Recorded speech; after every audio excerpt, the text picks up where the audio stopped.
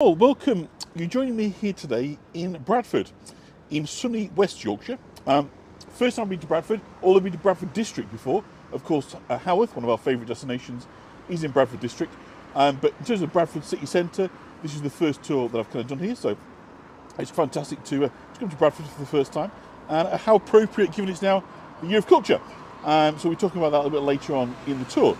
But I wanted to start off here, which I think is a sort of symbolically important place in Bradford. I'm just going to spin the camera around for us to show you this mural here. And it is a mural that was painted to commemorate the 100-year anniversary of the founding of the Independent Labour Party here in Bradford on January the 13th, 1893. Now, I've lost the gimbal already, so let me just start again.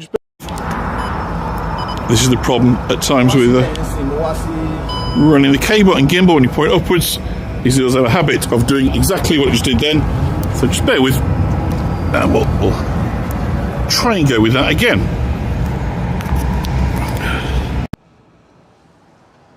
So I pan upwards. There we go. So, in the 19th century, working conditions for factory workers in the UK were pretty harsh. Working hours were long, conditions were poor, and the use of child labour was very common. And Bradford had a particularly bad conditions as the city kind of expanded rapidly from a largely rural community to a large city with many woolen warehouses. And a number of local MPs had kind of advocated change. And then in 1890, the United States imposed a tariff on foreign cloth. And this led to tariffs, very common, led to a general cut in wages throughout the British textile industry. And it led to a strike in Manningham Mills, which is the largest mills around here. So eventually the workers were kind of starved back to work. But the Independent Labour Party was formed because the kind of realisation that the workers needed representation if their conditions were to improve. And just next to it here is a kind of contemporary sculpture. And whilst I haven't actually read about this or seen it, it does appear to me that this giant here, who's sort of getting up to his feet, is about the labour movement. Is people kind of coming together and finding strength together. So I think that's kind of all about. So hello, Polly. So I'm afraid it's boo hiss at the start of this to the good folks of the USA for imposing a tariff on us. So don't believe that tariffs don't do damage, folk. But let's get a move on. So although the kind of party formed here in Bradford, it soon spread kind of nationwide. And when the National Labour Party, the party now in kind of government, formed in 1906, the Independent Labour Party affiliated with it. But they found the Labour Party kind of rather too timid in its ideas. Many would feel the same today. I'm not going to comment on that. And so they split from them in 1912. Now, the Independent Labour Party then went on to oppose both world wars. And this was a very unpopular position. It obviously held close to their principles, but it caused them to lose a lot of support. And from then on, they were never a kind of mainstream organisation. Again, they were kind of at the margins of British politics, whilst of course the Labour Party kind of went on to become a party of government, albeit the second party in this country. And the Independent Labour Party ended up disbanding in 1975. But it started here. So the roots of the kind of Labour movement are here in Bradford, and it is very much a city that's kind of characterised by kind of class struggle, by rich, by power and poor, the powerful and the powerless. And it's kind of narrative that really kind of continues on into this era. But what we've got is, sort of two cities here. A modern version, you can see, not especially pretty, but we're about to kind of dive into some of the finest architecture to be found anywhere in Yorkshire, in the north. And it is a legacy of the Victorian sort of uber developments of Bradford. And so having talked and started really thinking about labour and the needs of the workforce, this kind of next architectural legacy really is about capital. What capital builds, how it kind of responds to opportunity. And what's fascinating in Bradford is it isn't simply about commerce, it's also about architecture, because every opportunity that they could, they built things that were quite stunningly beautiful. So we're coming into an area known as Little Germany, you may have heard of, and most of these buildings you're going to see were kind of constructed. It's part of the legacy of kind of commerce and industry. So they were mostly constructed for the use of textile businesses, although there were a few kind of non-commercial buildings. For example, the Baptist and Methodist chapels down here. But the commercial sort of buildings are a legacy of the merchants from mainland Europe. So many of them were Jewish, who spent large sums of money constructing imposing warehouses for the storage and their sale of their goods for export. So a large portion of these merchants came from Germany, hence the name Little Germany. So I'm just going to stop for a minute and just let you kind of take in the quality of American Eagle on this one, hinting of course at trade, the transatlantic trade. But to be honest, we could be in Paris. The quality of the buildings, the architecture, the ambition, the finishing, and bear in mind that these are light as well, fabulous time of day, is, you know, they're commercial buildings. They're not shop buildings. Hello, Casey, I'm lovely to have you on from... I will respond to your email, by the way, I did see that the other day. Thank you for that. But isn't it just delightful? It is kind of commerce, but it's using vision as well, isn't it, to create a cityscape. So kind of Bradford had become more attractive as a centre of international trade in the aftermath of the Franco-Prussian War. So France and Germany sort of told up each other in 1870, kind of prelude, or the first round of what was become the wars of the 20th century. And so, you know, in doing so, a lot of Germans kind of settled over here because there's a disruption of commercial relationships between France and Germany. They're not talking to one another. So consequently, you know, what we see is a relocation and settling over here.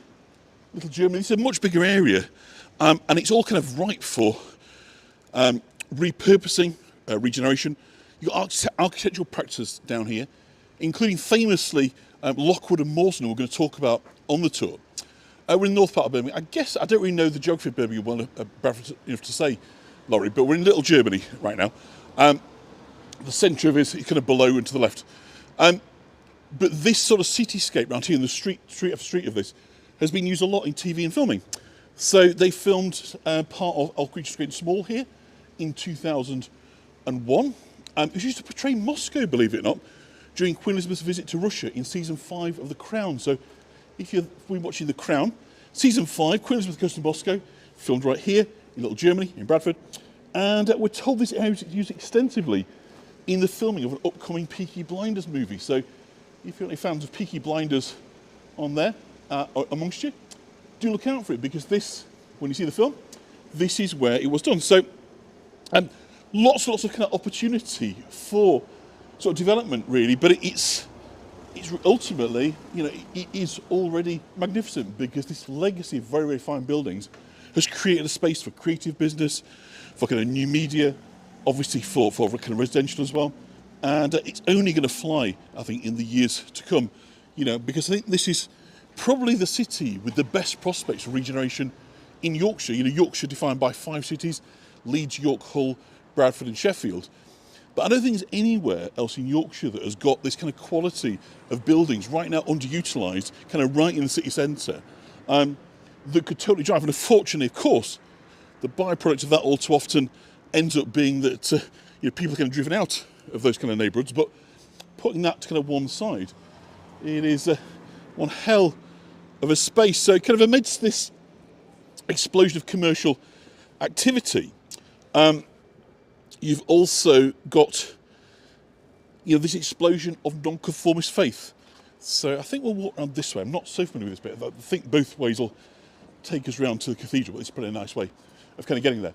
And yeah, a lot of kind of nonconformist faith. So, you know, Quakerism, Methodism, and so forth. These sort of sub-faiths that have broken away from kind of mainline Anglican faith to were very, very popular amongst the working class, particularly the urban working classes.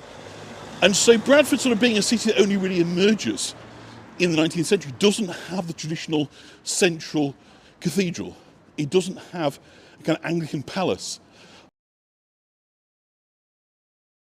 The cathedral, such as it is, I think I've gone the right way, yeah, here it is,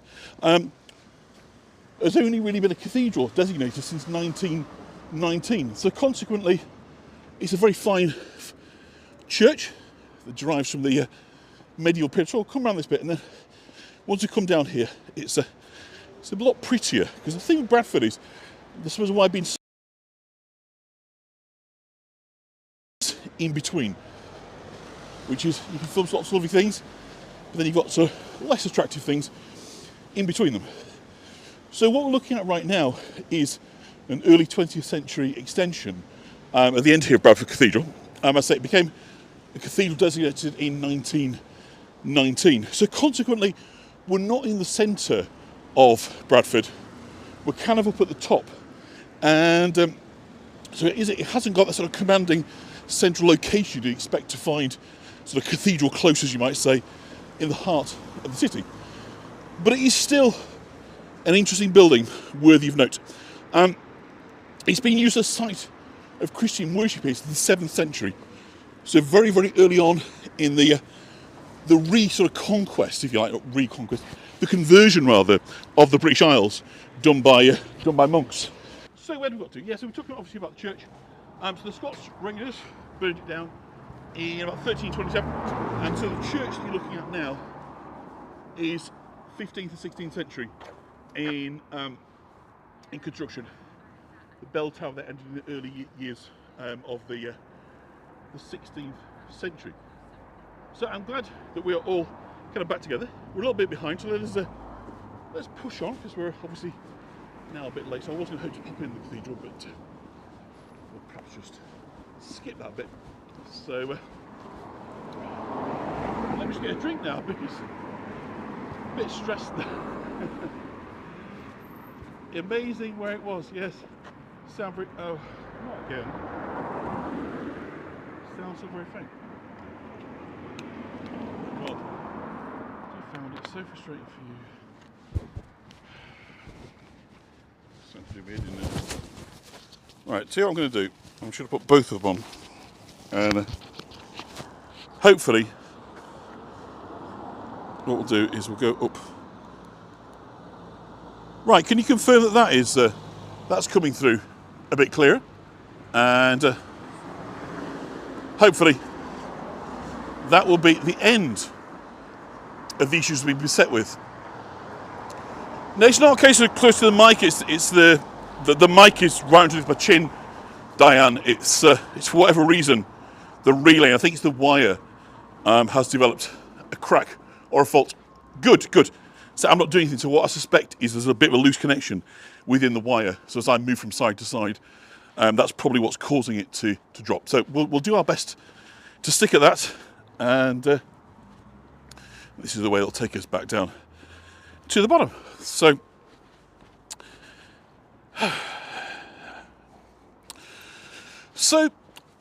I mean, I don't claim to know the city well. Kind of hands up for that one. My dad was born here, actually, so I think I've kind of got a bit of a flavour of the kind of mindset of Bradfordians. I've met quite a few over the years, and the sort of single topic of conversation, if you kind of engage with them, those that have been here for a long time, tends to be a kind of form of vandalism that's happened architecturally, of what's kind of being ripped out. And you can see, obviously, in this shot here, you've got very much a constant kind of combination of the old and the new. And we say the old is largely Victorian. There's not much here that's much older than Victorian. It's not like we've not got medieval, quite simply because it was largely a village throughout the medieval period. But there's very much kind of rolling narrative here that kind of says it's been spoilt. They've ripped out, what was beautiful, and they've replaced it with our modern kind of characterless, should we put it that way, buildings.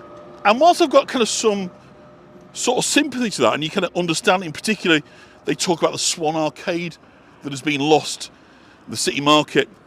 But actually, I think it's incredible what still remains. I think it's really impressive how much of the Victorian city is still here. So there's definitely a glass half empty, a glass half full, and it kind of depends where you choose to put yourself on that sort of continuum, I guess you call it, as to whether you're seeing this as something with lots of nice buildings, or that the nice buildings are somewhat spoiled because interspersed amongst them are modern, not not going to say characterless buildings, but just contemporary buildings. So, I mean, you can make your own decision about that, really. I'm not going to sort of say, because I'm not from here, but I think there are very many buildings here that kind of really epitomise Victorian urban grandeur. And so that's what I'm going to try and focus the rest of the tour here. But I just want to take you by the cathedral to kind of have a look. And as you say, the light's going down, so hopefully by the time we hit the centre at the end, you know, we will have some attractive skies. So coming in, I've got the Midlands Hotel here. I'm going to cross over if I can. This is the only criticism, really, of Bradford. Like Leeds, it's given over to the car. It's not sort of built on a pedestrian scale. I'm so used to York, whereby, you know, the pedestrian takes precedence and cycles and so forth. And here, that doesn't feel like that. So there is a sense that you are in jeopardy. London managed that dichotomy well. I think you're right, and I think there's a lot here that reminds you, KCM, of London, in terms of the buildings, but also that kind of cheek behind gel modernity with kind of classical Victorian. So, as I say, I'm guilty, as anybody else, of kind of thinking what's gone. But here, I think you really need to celebrate kind of what is still here. And I think a story on the city centre provides an opportunity to see the modern development and the remaining Victoriana. So let's celebrate both if we can. So the first of these wonderful listed buildings, or the next, perhaps is a better way of putting it, is the Midland Hotel. And this is one of a series of hotels, again, to me, could be in Paris, that were run by the Midland Railway Company. There's one in Manchester, there's one in Leeds. They were, wherever they had kind of stops, they would put an upmarket hotel so that the travelling well-to-do had somewhere they could say, it's not quite as well-to-do, that's 3-star rather than a 5-star. But nonetheless, it's still very grand on the inside. It began in 1885, took 5 years to complete. And it was here because the original Forster Square station was the kind of the main station operating for Bradford. It's now kind of moved to Bradford, it was change. So it's kind of in the wrong position, as you might say. But let us just kind of pan up and give you a sense that light is catching beautifully now. So this was a kind of showpiece for the northern headquarters. The architect was a chap called Charles Trubshaw, who designed many railway stations, Midland Railway Company. And this was very much the golden age of steam, as you might say, the kind of glamorous age. But obviously, as that era drew to a close, and the station moved, the lines moved, the hotel kind of fell into disrepair until it was brought by a Bradford entrepreneur by the name of John Pennington in 1992, who restored it and reopened as a hotel in 1993. And so throughout its life, it's played host to many famous guests. Those that are into theatre may know of Sir Henry Irving, the most famous actor of his day in the kind of Victorian era. He died here in this very hotel in 1905. So it's certainly got kind of pedigree. It's lovely, isn't it? Really, really charming. And again, the light is just glorious. So let's now walk up Cheapside. So the Midland kind of follows kind of around the corner, and it takes us onto a road by the name of Cheapside. So again, just as we kind of walk on, I'm really just going to try and pan up as much as I can, at the risk of losing the gimbal, just to give you a sense of the kind of the height and the scale of the buildings here. Everything is on almost kind of gigantic scale. So it's very much like Paris. The echoes of New York are in here, with kind of the brownstone, I would say. But everything, of course, is kind of echoing back to an earlier time. A time where kind of buildings were lavished upon with... so Midland Bank, no, it's the Midland Railway Company, rather than Midland Bank. Midland Bank, of course, no longer with us, now part of the Hong Kong and Shanghai, Business Banking Corporation, HSBC. But aren't they wonderful? So this road's called Cheapside. So you might be forgiven for thinking Cheapside, says Bradford Forster Square here. So originally this was the main station, but subsequently has been overtaken by Bradford Interchange. So you might think with a name like Cheapside, it indicates that this is an area where poorer people lived, which would be a good guess. But actually its meaning is really kind of rather different. It goes beyond that kind of simplicity. And Cheapside is a common name, as the one in London, but quite a lot of town cities have got Cheapside, and it originates from the word cheap.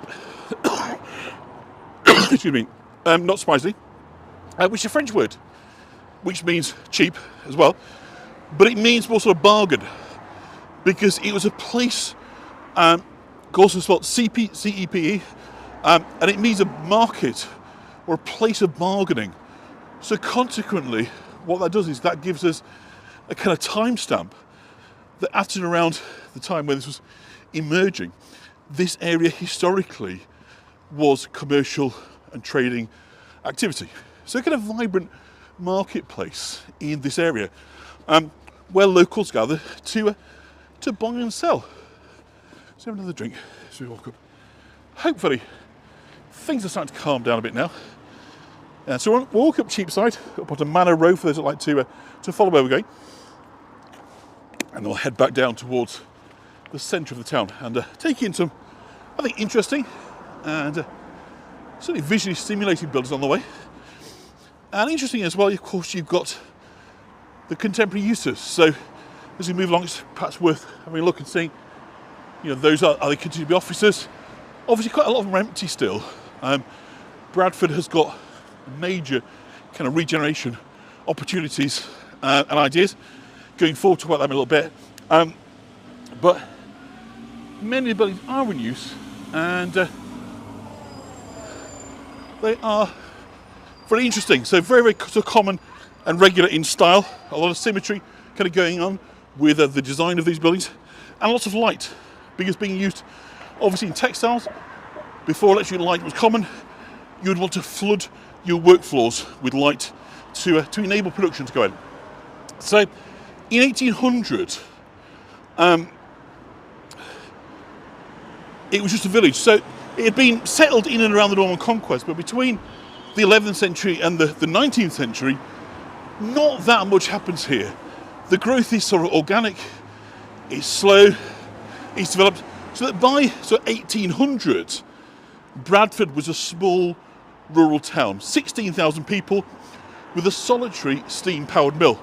So compared to the rest of West Yorkshire, Leeds, Huddersfield, Batley, etc., Dewsbury, long way behind in terms of its kind of production capacity for textiles. Wool was mostly spun in local cottages and farms. However, during the days, obviously, of the Industrial Revolution, it became the fastest growing city in Britain. And although most kind of people came from the countryside, others came from further afield.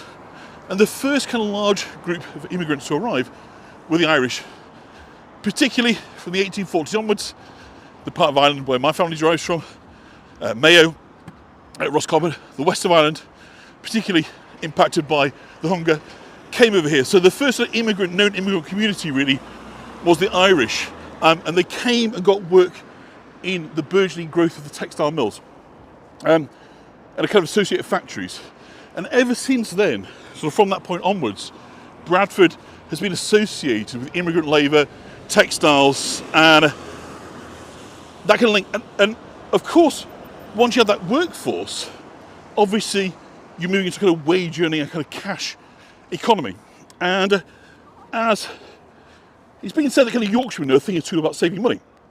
And it certainly can be said about Halifax's Edward Ackroyd. And he founded the Penny Bank in his hometown of Halifax. It's been running for over 165 years, and it's known as the Yorkshire Bank. So Colonel Ackroyd owned large textile mills and complexes in Halifax. And he founded the West Riding Yorkshire Providence Society and Penny Savings Bank in 1859. And Ackroyd was one of these kind of Victorian industrialists who saw it as their duty to improve the conditions of his workers and their families. And by 1861, as the Yorkshire Penny Bank, it had branches across Yorkshire. You're about to see the Bradford branch, which is just about 100 feet in front of us. So life in Bradford in the early 19th century was uncertain, as people flocked from the countryside to work in the town's mills. And it was also a time where there was quite a lot of kind of financial speculation, with many small banks going under. There wasn't the kind of protection that the Bank of England, the central bank, would offer then, and so smaller banks, private banks, were going under. So there's a sort of suspicion that working people didn't want to put their money into a bank that could collapse. But Ackroyd realised that working people needed safe place to save.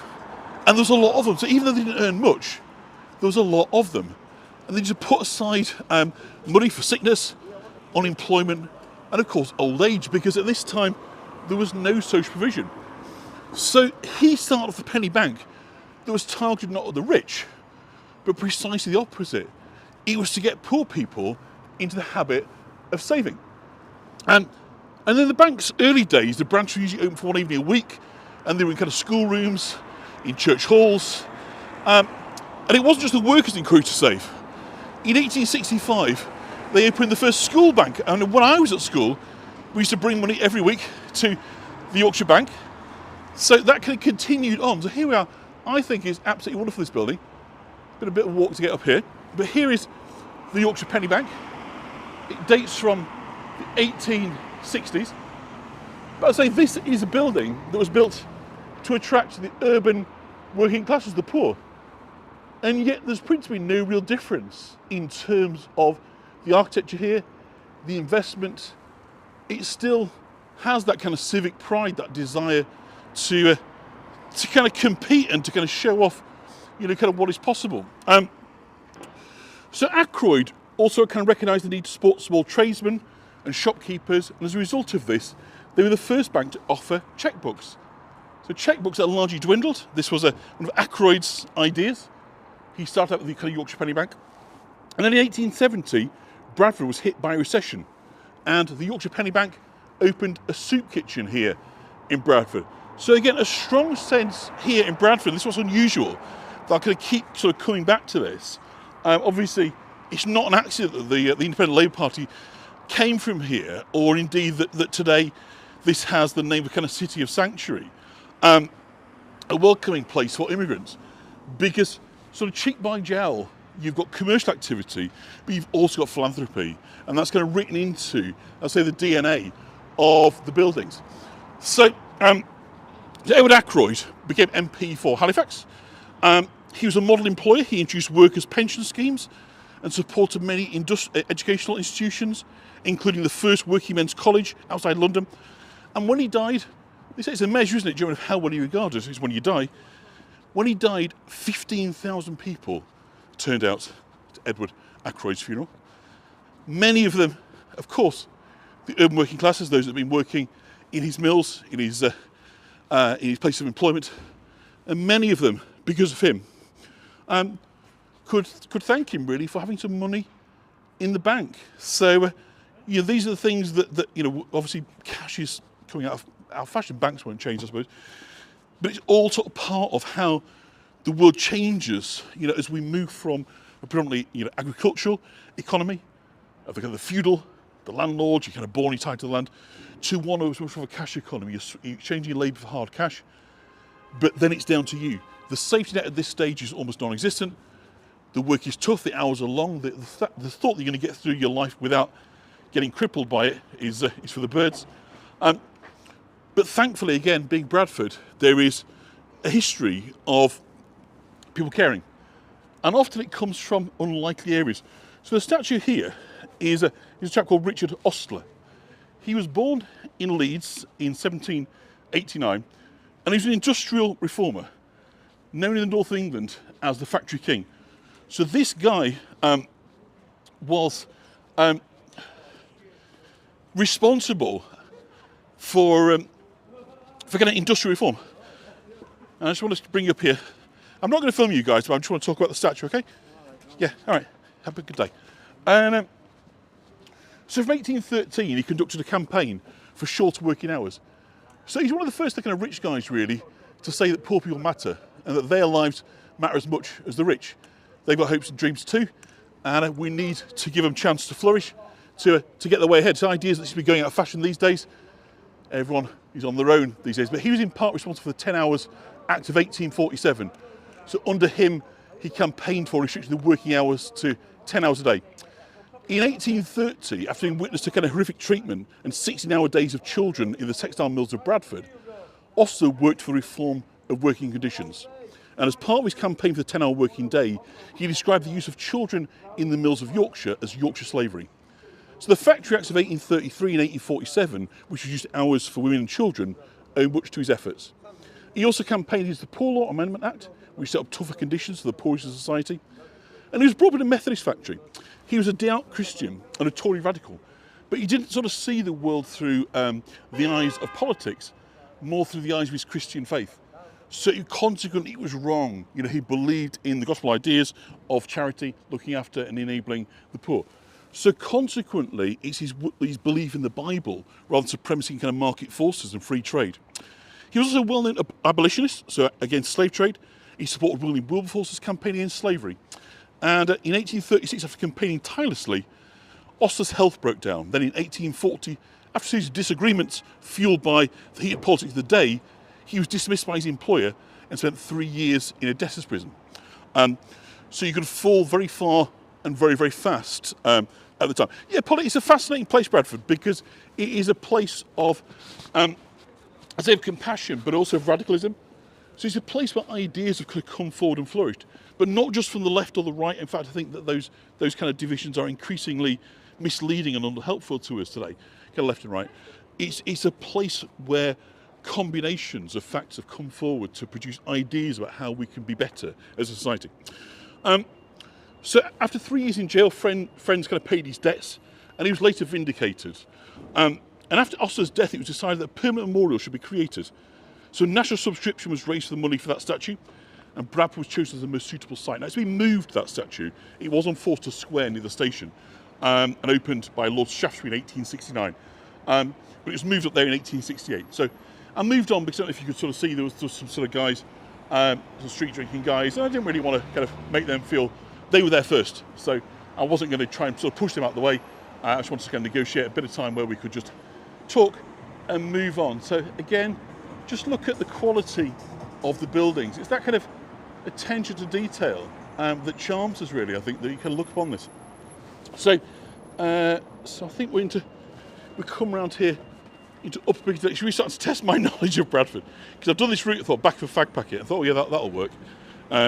But I'm not quite sure the lefts and rights, so I'm pretty sure that's Darley. So this is Upper Piccadilly, so if we cross over, so everywhere on every corner, you have this grandeur being kind of set out for us to just kind of marvel at, really. So I'm trying to cross the road because it's a wee bit busy, and of course I should have used the crossing, like any sensible person would, but nobody sensible would become a tour guide. I'm not a video tour guide. You just kind of push your way into things. So kind of what's interesting, and we're going to talk a little bit about the city culture when we get down to the kind of square, is a lot of people, of course, are pinning a lot of hopes on the future of Bradford and how some culture-led kind of regeneration can really kind of kickstart the economy, because I suppose out of the kind of the 5 cities of Yorkshire, York, Leeds, Hull, Bradford, Sheffield, Bradford has historically been a bit of a problem child, if you like, in terms of wealth generation, in terms of sort of social issues. But equally, I think it's kind of got many of the ingredients that if the politics can be right, because so much of this stuff isn't really a failure of cities, it's a lack of confidence, a failure, whatever you call it, of politics, of making the decisions that enable things to flourish. And what's interesting about Bradford is they are kind of keen on arts-led. So this is why obviously city culture is sort of 4 square within that. So we're going down Piccadilly, of course, famously Piccadilly in London. They're looking at how the arts can play a major role, the kind of creative community in obviously generating wealth, employment opportunities.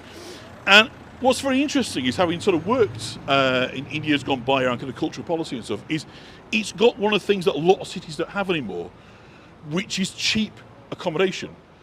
Because ultimately, for the arts to flourish, whether we're talking about the arts of fine art, painting, we're talking about learning to play guitars and bands, or DJing, or whatever it is, clothes making, whatever it is your sort of cultural milieus, you need time and space and a kind of a supportive environment that says, we value what you're doing, take your time. You're not going to build this now. It sort of requires a benign benefit system as well. That's what's happened in years gone by.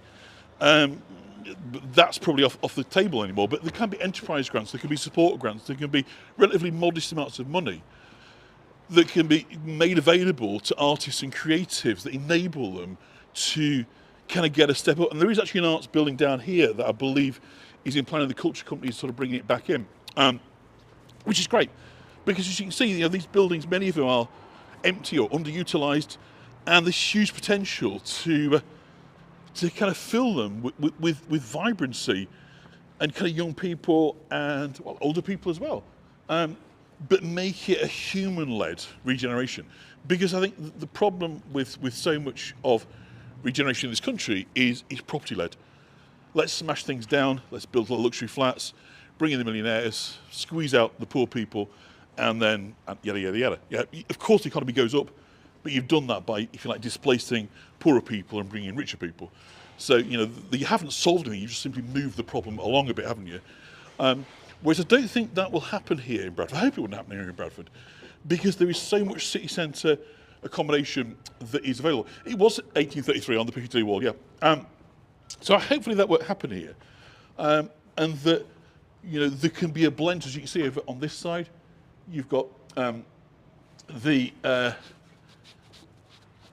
kind of regeneration into buildings. Sarah, talk about the museum. Do you mean the Bowling Hall, the Industrial Museum, Sarah? I think that's perhaps the one you're referring to, the Industrial Museum, which is where all the school kids go, to kind of get obviously a taste of what life was like in the mills.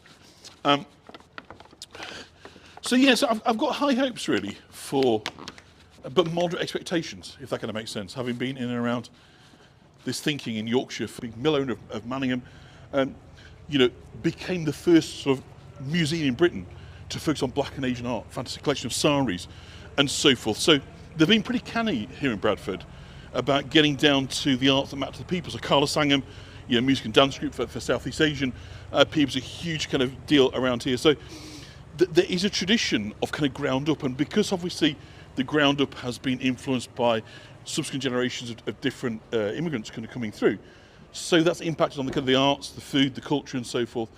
So I've kind of got, like I say, high hopes really. I think they're not going to have a better opportunity to do so. So it's wonderful, the construction, I think, on that side, Rose, you can kind of see some water down Piccadilly. So now we're going to sort of turn into, from the sort of shabbier to the frankly stunning again, as we come down one of the favourite streets in Bradford, Peace Hall Yard. And Peace Hall, by the way, Peace, spelled P-E-C-E, like Halifax, we've got the Peace Hall soon in Halifax this year, is about cloth production.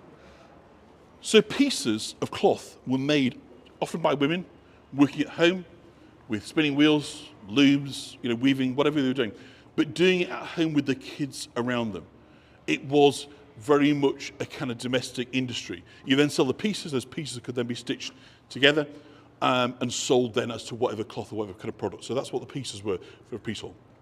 But right here in the centre of this, Peace Hall Yard number 1, is the famous Bradford Club. So the Bradford Club was, if you like, the drinking space, the social space of the great luminaries of the day. So Titus Salt, famous industrialist and a philanthropist, he was a past president here. Delius was a member. So the great and the good, it continues to be the Bradford Club here. So cottage industry, absolutely, Dawn, yeah. But those people then were the ones that changed the game. So they didn't just physically join up the pieces of fabric to sell them. They joined up their ideas and thought, we need to transform this industry. And this industry was transformed by getting rid of the cottage industry, as Dawn so correctly puts it. The Industrial Revolution blows away those in favour of kind of gigantic mills. And of course, we mustn't forget within that the social impact of that. Because for centuries, you'd had mostly women employed in textiles, working at home with their children around them. And suddenly, the capitalists, the textile owners, decide it's far more productive. There's a lot more money for them to leave their homes and to work in the big textile sheds in the factories. So you've got a big uprooting of the social fabric. This kind of kicks off and starts like one by one very quickly. But it kind of starts with these guys going, we need to make more profit. The cottage industry model just doesn't work. We need to escalate. And this cottage industry, of course, had worked for centuries, right through the kind of medieval era. But the place they loved to hang out more than anywhere else was the building that's in front of us here. The masters kind of driving this change operate from this building. And this building in front of us here with the glass side of it is the Wool Exchange. Now, I've put this on Facebook before and said this is my very favourite bookshop. And I'd love to go film in there, but we might get thrown out. And I don't know if it's 4G. So I think I'll just stand in the doorway and just try and give you a hint, but we'll just go through. But you can obviously see it is a fabulous building. So this was a trading centre where kind of textiles, where a gentleman's word was his bond. Nothing was kind of written down. It was all done with a kind of handshake, a nod and a smile. And there was 2 restaurants in the basement. That's where kind of the bulk of the business was kind of done. But you got this kind of spectacular sort of cathedral to commerce and to the textile industry. That is, sorry, sound on off. I'll try again. So I think it's this cable, so I do apologise. I'll buy a new cable in time for the next tour. But obviously there's not much I can do about it right now. But hopefully the visuals will give you something to look at. So when they came to build this, the kind of people of Bradford, the upper echelons of society, called kind of leading thinker John Ruskin in to advise them, to sort of say, give us a lecture, tell us what we should be doing with this building. And they kind of clearly got more than they bargained for, because in a now kind of famous polemical work that was named Traffic, Ruskin announced straight away, I do not care for this exchange of yours. He accused them of trying to buy taste by using him as a fashion advisor for kind of good architecture, but not actually caring themselves. So I'll just give you a little kind of peek in. So I'm not going to kind of step inside, but just so you can kind of just get hopefully a little bit of a sense of the bookshop. It's absolutely kind of magnificent. And you see it to the Star of David's up at the top. Very strong links up to the Jewish community. So I'm not going to... We'll have a look at the porticos on. So he kind of accused them of trying to buy taste. So he kind of challenged them to think about themselves, but also he wants them to be aware that they are in the awe of what he calls the goddess of getting on. So Mammon, as you might say. That they are focused on money and not people. And he compares their desire to spend a paltry sum on the exchange with their treatment of the workers. So basically, they get him in and say, give us a steer on how to make a fine building. And he basically accused them of being cheap, of abusing staff, not really caring, and that he's wasting his time being amongst them. So I'm not going to try going in, Don, because I'll do it by the door. But obviously, if I get a complaint, I can be taken down from YouTube. So Waterstone's a big company, and I can't afford to upset them. So his view is all well and good doing something that's very pretty from above, but when seen from below, it looks like exploitation. Then you aren't actually true to your values. So consequently, he gives them a bit of a kicking. But you just kind of point them in the right direction, and he points them towards this kind of Gothic style. And I think you'll agree, I'll just kind of come around on these steps, and we'll walk around the side. It is a very impressive building indeed. So being there all day is fabulous. So it's very reminiscent of quite a lot of buildings across the north. The Assize Court in Manchester, it resembles the Wool Exchange. And a competition was held to choose the architects. And the people that were picked were called Lockwood and Mawson. And more than anyone else, Lockwood and Mawson, the architects, if you'd like define the style of Victorian Bradford, they are the kind of tastemakers in cheap. So they're kind of like the Pugins, you know, about him who does the architecture of the House of Parliament and so forth in London. Beautiful kind of Gothic archway. So everything is Gothic. We've got a statue on this side of King Edward III, on the other side of the bishop. So they emerged victorious, Lockwood and Mawson, and because they are so interested in the Gothic, they kind of use that as the kind of basis for the stonework. So again, just have a look at the entrance. It really is a fab place to be. As I say, it is a Waterstones, so it is a bookshop.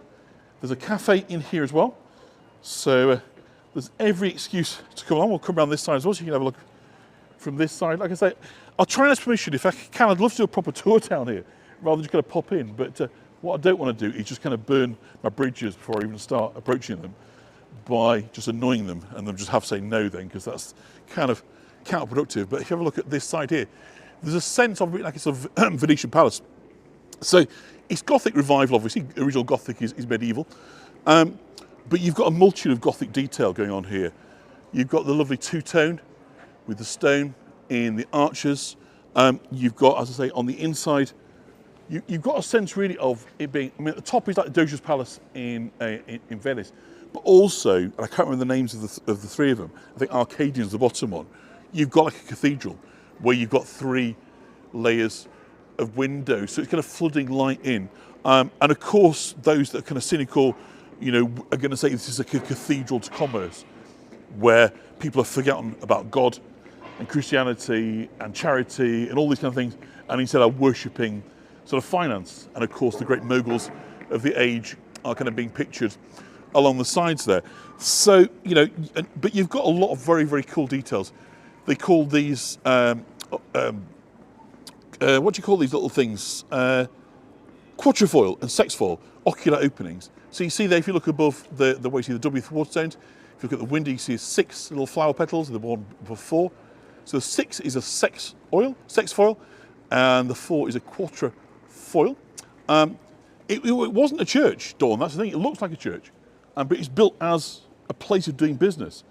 So as I say, it's this sense that, you know, you create a place of doing business, but you're echoing place of religion that in many respects that capitalism had become, trade, commerce was the new religions that were dominating Victorian society, and that, you know, notably without a cathedral in its city centre, in effect, this triangular building here is Bradford Cathedral.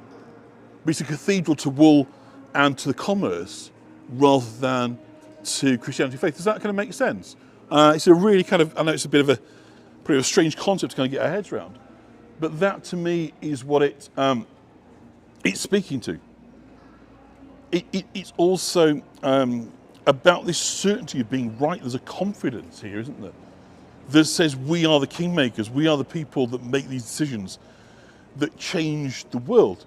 And they thought they were right, and yet within a pretty short period of time, Bradford's textile industry had all but collapsed. So it's quite remarkable, really. But I think it's incredible. So I'm going to ask permission and see if we can come down here at some point and do a tour. So I think if we go down Bank Street here, we can go and see other buildings. So I do hope you're enjoying this tour. Apologies with a bit of sound disruption here and there, but hopefully the visuals are making up for that. I'm just going to take a sip of water. So as you can see, it really is on every street corner that we've got these very, very high quality buildings. So if the sound is really bad, I may well just do a vocal track above the film, and then put it like that on Facebook, not Facebook, on YouTube. But I'll have to have a listen to it when I get back, because obviously some people are saying the sound's been poor, others that it hasn't really been an issue for them. So until I go back and actually have a listen to the recording, I won't actually know how bad and how impacted it is. But so the next major building in Bradford we're going to look at kind of set the template for much of what followed, most of what followed really, insofar as it's the first one. It's the daddy of all of these Victorian buildings. And it's still in use today, as many of them are. We're going to have a look at the town hall. You know, there's a quick view of the town hall over there. So we're heading next. We're going to look at St George's Hall first. And it's still in use today, St George's Hall. I've seen a few gigs there over the years. Pretty good place to hear a band. I tend to go more to Leeds than Bradford because it's just easier to get there and back from York. But, you know, if a band's playing, very happy to come down. And generally speaking, if a band's here and playing, for me, it would be St George's Hall. So I've been here maybe half a dozen occasions, see bands over the years. It's a great venue. And here we are coming into... So again, it reminds me a lot of the Liverpool buildings, the Three Graces. We've all been to together. So I know you'll kind of, I'm sure, have some kind of memory of those. Just again, just very, very grand. This is the ambition, really. So this is... still in operation as a music venue, cultural venue. And this is Lockwood and Mawson's first major commission. So the people that had done the Wool Exchange, this was their first contribution to architecture in the city. So in many respects, this is the beginnings. This is the template. This is the building that kind of starts it all. It was raised by public subscription. So in other words, people of the town put money into it to have it built. And it included money donated by local businessmen and German wool merchants, whose presence in Bradford had kind of contributed great to success and the wealth of the town. Amongst those merchants was Titus Salt. It's a famous, we need to go to Saltaire as well. It's another place we've yet to go to, but another wonderful place here in Bradford. And the architects were sort of concurrently involved in doing this, but also Saltaire at the same time. So they work on both. So incredibly, Lockwood and Mawson, incredibly influential around these kind of parts.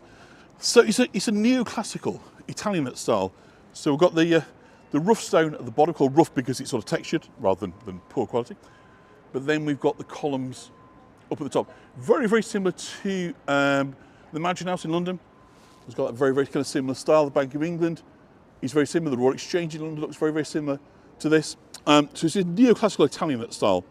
And it was deemed sort of suitable for many public buildings. They kind of felt that this carried weight, as you might say. That this was the style, the house style of buildings.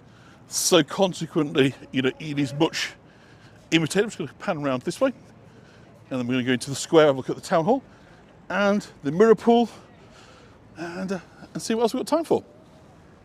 So yeah, look, it's very similar to the Philharmonic Hall in Liverpool. If you know that, that's the town hall. So it really is. So Leeds Town Hall, similar, Huddersfield Railway Station, are the ones that they did. So all variations really on this theme. And as I say, the St George Hall in Liverpool, kind of very similar. But it's great, this is sort of cultural asset, because as you can see here, we've now got Bradford as the city of culture. So let's just, let's talk about that, because it's appropriate, obviously. What's kind of nice is the Victorian buildings are still contributing to the cultural life of the city, insofar as that's where you can go and see shows, music, musicals, and so forth. So, it's kind of nice to me entwining between the sort of the contemporary and the kind of Victorian. So welcome you to Bradford for 2025, the UK City of Culture. Now, in a very kind of Bradford way of things aren't quite ready, but actually they're a lot more ready than I kind of thought they were going to be. For years, Bradford's sort of problem child has been exemplified by the fact that its urban regeneration, particularly the roads networks and so forth, and the centre of the city, have been very, very slow to progress. But thankfully, that is all now largely done. There's still obviously big centre areas that are being kind of redeveloped, and I'm sure this was all meant to be done in time for the beginning of the City of Culture. But actually, a lot of it is done. And when we get to the other side of the town hall, we're going to see the city hall, rather. We're going to kind of see obviously the mirror pool and a lot that is developed. So Bradford sort of succeeded as the city of culture, built to last, absolutely. Following Coventry, the current holder of the title, and those behind the city's bids believe it will generate 700 million and create 3,000 jobs. And they're very much looking to your young people. This is Britain's youngest city. And the creative and the arts to play a kind of major role kind of within that. So consequently, the Clock Tower is wonderful. We'll talk about that a little bit later on. So this landmark year is set to deliver more than 1,000 new performances and events, including 365 artist commissions and a kind of series of major arts festivals, as well as national and international collaborations. So I hope to pop back this year. We'll do a few Bradford tours, I think, this year. Take you to places we've not seen. Maybe go to Cartwright Hall, go to Saltaire, and we'll try and feature as much of Bradford as possible in this year where they're kind of celebrating. But I thought, as we'll come round here, as I say, struck by a sense that so much isn't finished. What's lovely is all this at the front of the town hall is finished. And I'll bring you over to see something that I think is very cool indeed, which is the mirror pool. Yeah, the clock tower there. It really is a building, a place of incredible buildings. We'll talk about that momentarily, but I just want to come over here first just take you to see a couple of bits that sort of surround, because we're sort of right in the epicentre now of Bradford. Just 2 nights ago, this is where the fabulous kind of opening ceremony was held by Bradford musician, which is a shame, because that means that we're not able to see the fountains and so forth, but I suspect it's because of this sub-zero weather. But when we go later in the year, you'll see it, because you've got the highest waterfall in Britain is here. And what's really cool about the mirror pool is it fills up over the day. So consequently, normally at dusk, it's kind of its fullest, but obviously because of the weather, I guess it's not been used. But this is a big water pool, and hopefully I'm backed on. And right in the centre, of course, it gives us opportunities to look at all sides of the square. So it's pretty cool, actually, that there's no water here, so you can walk right through the middle of it. Now, in and amongst these wonderful buildings, there is this sort of slight oddity, which is the Magistrates' Court. Now, this has been kind of made possible. There used to be the Leeds Police HQ here, right in the centre, kind of where we're stood now. And they demolished that, and there was a hole for probably 10 years. And obviously now they've filled that in with the mirror pool. But what's really cool, or what's interesting rather, is that the money ran out, the scheme became too ambitious, and so the Magistrates' Court was left behind. But interestingly, there are those that will say that this is a prime example of brutalist architecture. Now, I'm not going to pretend that I am hugely knowledgeable about brutalist architecture, but for those that like such things, this was designed and opened in 1972 by an architect called William Clifford Brown. I say it was originally joined onto the police station. It's a very big blocky affair. Done by city architects. So at that time, urban architecture very much tends to favour sort of concrete. But actually it looks like it's concrete brutalist, but actually it's largely stone. And I think this is kind of seen as a sort of saving grace. It doesn't actually get in the way, it doesn't impede the views of the town hall. And obviously, as I say, were it not for this weather, I think, we'd have water here. Obviously, it doesn't impede the views over there. So it's going to stay, which is interesting, because originally it was slated that this wasn't going to be part of it. So in a very kind of Bradford sort of way of things. So Will Alsop, who's the kind of guy that whenever you got money for Regent, you bring in Will Alsop, and he costs loads, and he does these manic ideas that are so wonderful. They get everyone talking, but they're so impractical that they never kind of get sued for saying this. You know, they very rarely, should we put it this way, get implemented in full. So they get scaled back a bit, Will Alsop plans. But nonetheless, they sort of kept in the big idea really, which was to kind of create this central sort of space which really allows the town hall to shine. And I think that they've kind of done that really, that they've succeeded in that. But there are some other really kind of important buildings around here that have very much kind of contributed to the kind of city of culture. So we'll just have a little walk up here, and so again, you've got City Park here. So this is the City Park, it's called, this area. We've got some modern buildings. So there's a combination really for the historic and the modern, and for those who are sort of in between, like the old Odeon, Bradford Alive, we'll talk about that in a few minutes. But we'll go up here. I wanted to kind of just show you up by the Media Museum, because this is definitely one of the most important cultural establishments here in Bradford. So like a lot of master plans, really cost spiraled, and just peel it back a little bit. But people do argue it's dignified and restrained. Dawn doesn't like it. I appreciate that, but for amongst the cognoscenti, they call them, don't they? Those that know and appreciate these things will tell you it's a very fine example indeed. But anyway, we'll just get a drink and then we'll talk about the next bit. And a very famous figure. So we're going to leave the city square to visit another of the iconic modern buildings. But on the way to this kind of futuristic, shiny building behind you, you see the IMAX, the Media Museum. There's a kind of statue I want to kind of show you. And it's a proud son of Bradford by a chap by the name of John Boynton Priestley, better known, of course, as J.B. Priestley. And he's one of Britain's most cherished literary figures. He was born and raised in a comfortable, affluent so upper middle class Bradford, in the Manningham area, which is an area that subsequently became associated with kind of urban sort of poverty and deprivation. But in his day, it was very, very affluent. I'm just going to find a place where I can hopefully safely get across this road, because there's a lot of vehicles, so I think we might have to go down here. And he kind of warmly celebrates his northern roots through his works. They kind of shine through. And he is both a dramatist, a playwright, he's a novelist, he's an essayist, he is a political polemicist.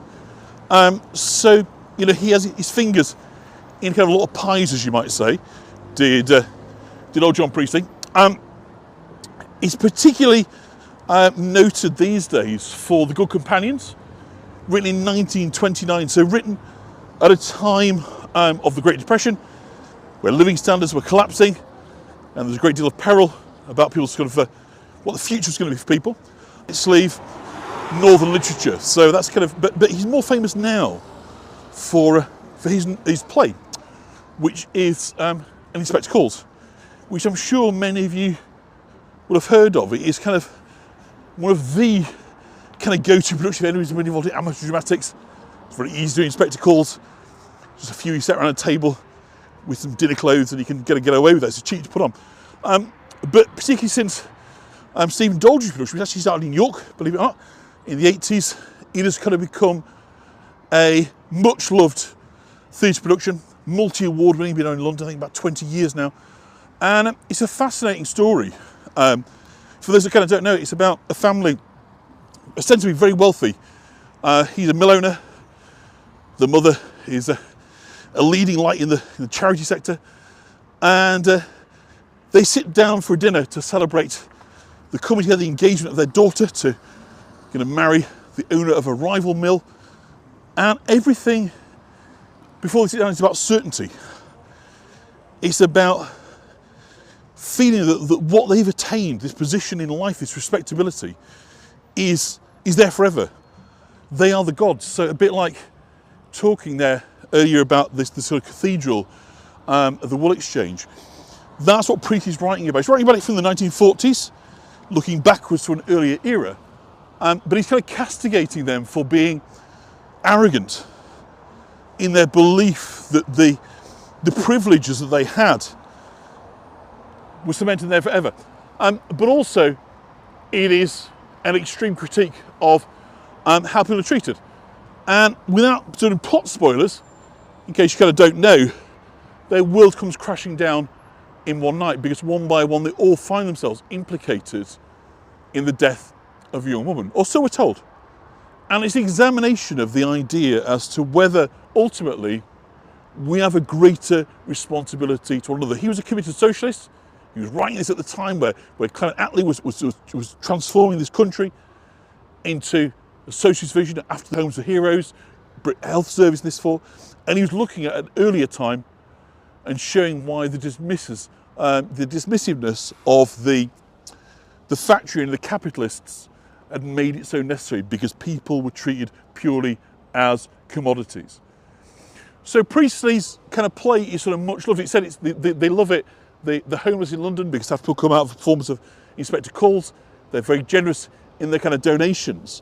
But it stood the test of time. It's set in the past, which is obviously a good thing, so it doesn't kind of doesn't date so well. But there's something about the unscrupulous gaze of the inspector that has very fundamental questions about society posed that are equally true today. And it can seem a kind of metaphor for today, really, insofar as that if we look at society, and I should get a bit political here, I don't mean to, not party political, but that there are those here in Bradford, or rather those that look upon Bradford, that see it as a failure because of immigration. They believe that whatever possibilities there were for Bradford have been swept away because, it has become, it's not English anymore. All these things. And of course it's complete baloney. Bradford has always been a place, whether it was the Irish, whether it was the Jews, whether it was Germans, Polish after the war, there's been generation after generation of immigrants. People just seize upon it for their own political advantage, particularly at times of economic difficulties. But I think what's also interesting is that our hubris, those of us that see us as perhaps as liberal, thought these issues had been sorted. We thought we'd move past issues around gender, around race, and we haven't. We obviously need to kind of confront that and think about what that means for our kind of societies. So Priest is a good one to kind of come back to. Of course, if you're not familiar with it, do kind of check it out. But he was a great figure, but he's also a really fun guy as well. He was very happy to talk about his absolutely unquenchable sexual desires. He wasn't the kind of bookish kind of guy that there was no good with women. He was quite the opposite. He really was a player, as you might say. Usually with a pipe in his hand, but quite the character. But he stands in front of the National Media Museum. Now, again, we can't go in here, but thankfully what we can do, hopefully, is show you through the window a special installation that's been put in for the Media Museum here, which is a pair of the wrong trousers. So those are familiar with the works of Wallace and Gromit. You can see up here with the penguin.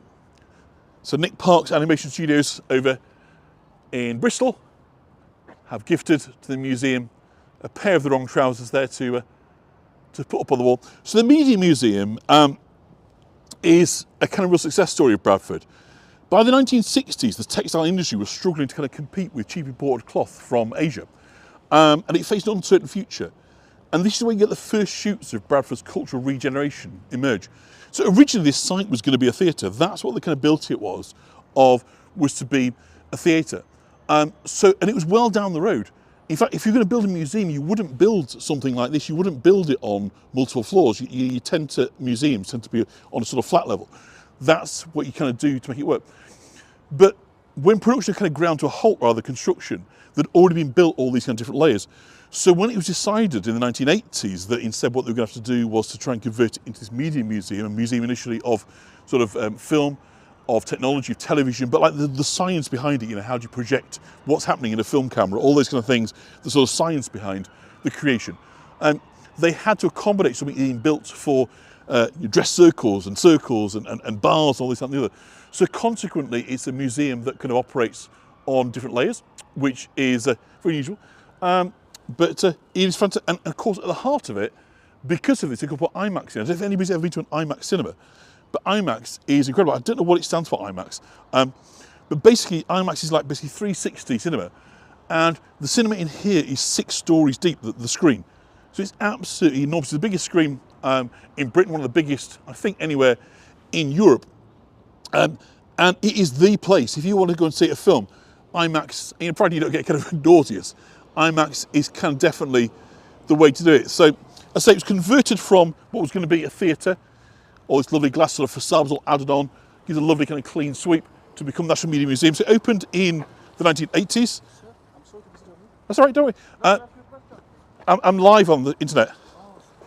Okay. So it opened in 1983, it closed down for a while just recently, but it's now back open up, which is fantastic, to celebrate the Year of Culture. So it's a lovely sweeping facade.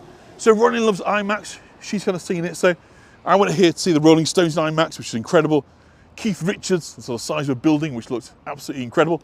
But all sorts of films you can come down and see. So IMAX is great fun. So it's fabulous. Again, I can't go in there. It's part of the National Museum group. You need permission filming and so forth. And they don't really like the fact that I'm stood outside. But anyway, hopefully I'll be forgiven. But let's kind of walk across the road because another statue here to show you. And it is of Queen Victoria in her pomp. And it's appropriate that Queen Victoria is here because Bradford only became a city in Queen Victoria's time. It had become a large municipal borough, but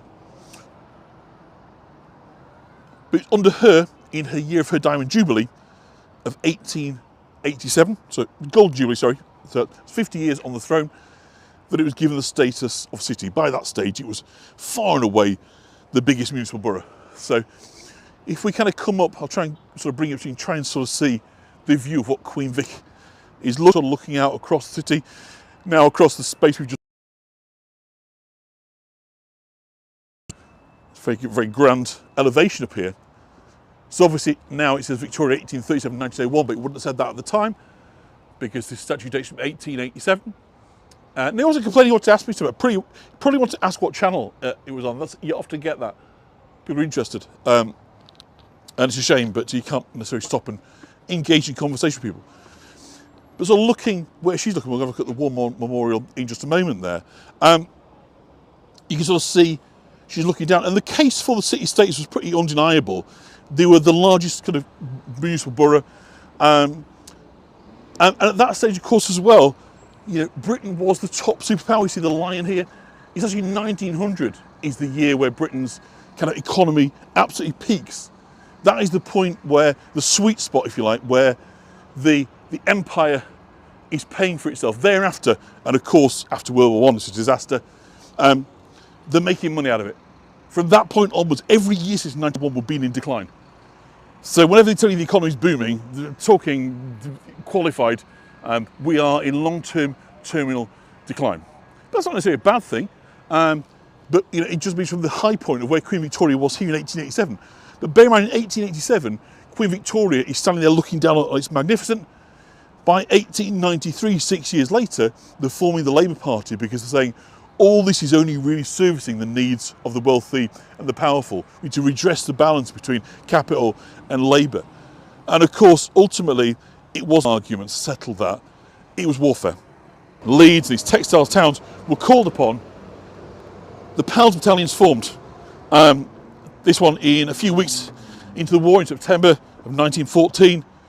What became the 16th Battalion, 16th and 18th Battalions, the West Yorkshire Regiment, were formed here in Bradford, the Bradford Pals, and after training up in Costerdale, they moved across initially to Egypt to defend the Suez Canal, but they weren't there for too long before they were moved across to France, and thereafter they were in the northern sector of the Somme. Ahead of the 1st of July 1916, the Bradford Pals were given the job of attacking the heavily fortified village of Serre, spelled S-E-R-R-E, which was a pretty horrendous place to be. The roll call at the end of the first day of the attack, coordinated attack at 7 in the morning, of the 1,300 Bradford Pals that set out that day, over 1,050 were registered as killed, missing or wounded in the first day. So in many respects, Bradford lost out on a generation of young men. These young men, these mill workers, were simply erased. The worst day. So over here we've got Queen Victoria looking down in majesty, but over here we've got the portrayal of the reality for so many is that whilst Bradford had been sort of built with merchant know-how, it was through the blood of the working class that its fate was kind of more closely determined. As always, like to spend time in war memorials on these tours, as you know, a particular interest of mine. So we've got a guy from the Navy, a sailor, over here. And Bradford never really recovered. So of course what it meant was, in order to keep the textile industries going, the mill owners started looking at immigration, so more people are brought in. So this idea, of course, then of immigrants, textile owners, you know, all kind of coming together in the. But as we're here to talk about culture rather than other things, looking fab. This is what I wanted to be sort of down here at this sort of time of day, Ronnie Lynn, so that we could enjoy these kind of lights coming up. I was hoping we'd get off the waterfalls. That's not to be. But it's a beautiful theatre, and it's a famous place for pantomime. So for those that are devotees of kind of working class arts, pantomime is kind of right up there, really. And this theatre was built, commissioned by a chap called Fran, and he was the kind of king of pantomime. So the kind of working class arts were very much celebrated here. The musical, the pantomime, which is again, I think, you know, another reason why I think there's every chance that the city of culture thing can work here, because rather than being at highbrow, Bradford is sort of decided lowbrow. I'm not saying that in any way of criticism whatsoever. I think it's a strength that it isn't about opera and ballet and all those things. It is about genuine arts that people can engage with and can enjoy. So I think there's every chance it'll succeed. One of the other things about Francis Laidler, by the way, is there used to be a note in the formers saying basically don't go asking for free tickets for your mates, because if your friends and family won't pay. So it's named after the Alhambra in Spain, which means Red Castle or Fort, the Alhambra, and it is beautiful internally, externally. It is fabulous. So it went to liquidation in the 60s, but the council bought it, so it's now run as part of Bradford, which is lovely.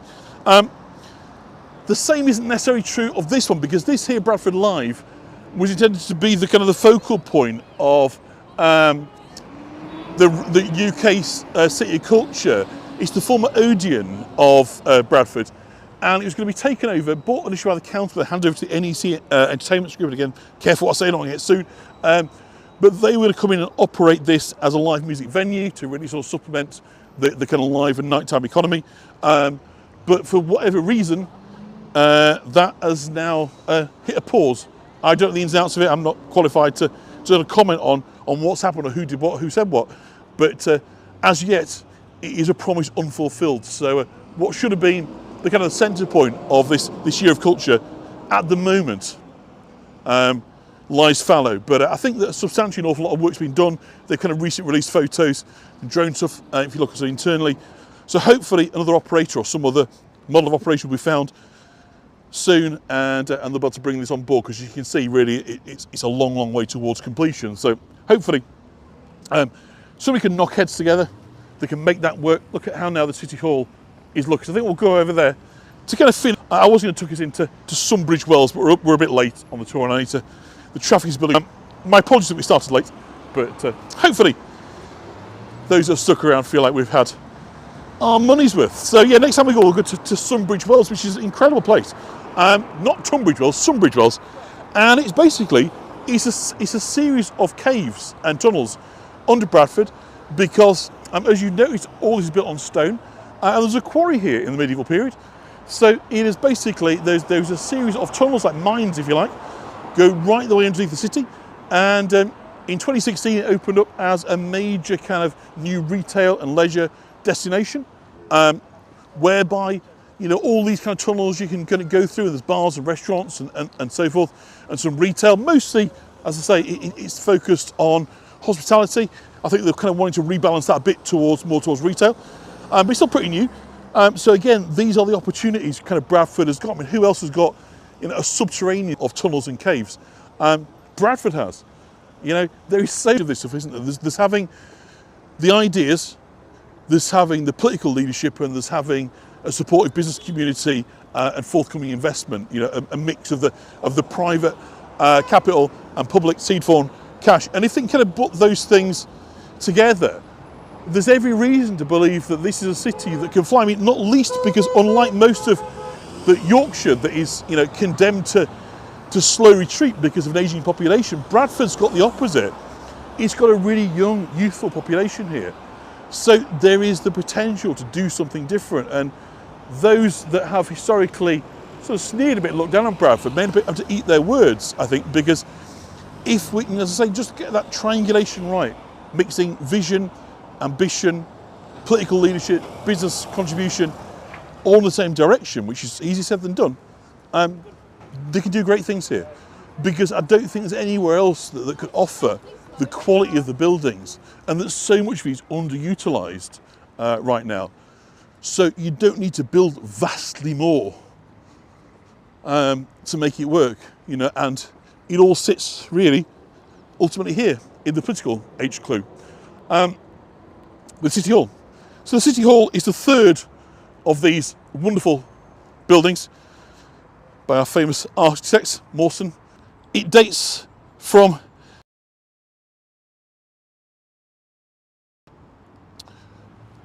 to kind of really fill this space. You've got a Venetian tower. It is utterly magnificent. Everything about it is just to the max, really. I mean, it's extended at the beginning of the 20th century, but in a very sensitive way. And there's so much to love about the City Hall. And I say it's down to them now. It's down to the politics to find a way, I think, to make this work. But, you know, amongst these tensions and the more noisy, stupid idiot gobbing off people, you know, telling us all about immigration and the problems with it, is pulling us further away from the core issue, which is what can we achieve when we work together, rather than separate. But unfortunately, this is an era of separation, of division, which isn't going to be helpful in a place like Bradford. But, like I say, if anybody can do it, I think this place could. It's just got something that you can't find elsewhere. And of course, I'm saying that it's got things that York hasn't got. But it's got a lot to love. There's so much to love about Bradford. And I'm cautiously optimistic. And so I'm going to leave it there. I'm going to bring us back later in the year, because I want to bring you, show you the pool, show it all lit up on a night, because it looks magnificent. We'll see the highest waterfalls, 100 feet waterfalls, sort of shooting up, show you all illuminated. But right now, of course, probably because of the weather, the mirror pool is not in operation, or maybe it's because of the events that have been on for the launch. But either way, this pool, you know, isn't there. So I want to bring you back and show you that. But equally, as I say, we'll go to Saltaire. We'll perhaps go and have a look at Lister Mills and Cartwright Hall, up that way, up at Manningham. And I'll try and give you a real kind of flavour of Bradford across the year. And hopefully, the next time you hear about Bradford, you'll be hearing about good news stories, about how the city of culture has given it the impetus to fly to new heights. So I'm going to leave you here with the tower there pointing upwards, because I think it symbolises really what's on offer, the opportunity that's there if the people, the politicians, the business community and the government could come together to make it happen. So apologies for one or two false starts, loss of microphone, late start, etc, etc. That's been a nuisance, but I hope it hasn't detracted from it. And it's brilliant to bring you here to see at the beginning of this year of culture. And I say very, very happy to cut off, to come again and make good on the bits that we kind of missed out on. So from Bradford, I'm going to say goodbye. Thank you everybody who has left a contribution. It is most helpful, as you can imagine, driving and parking and the 2 days spent writing and researching, hopefully bring something of value, of education. Those that can't, of course, we appreciate that when you can, you'll be able to. For everybody else, thank you so much for your financial support. It means a huge amount. And it's lovely to be back with our first brand new destination of 2025, and look forward to bringing you some more in due course. So thank you. You can all go back now and watch the beginning for those that missed it, and probably skip over the first 15 minutes because it's a bit kind of patchy, I think, on the audio and stuff. But anyway, be there very, very soon. So thank you and see you all soon. Bye-bye.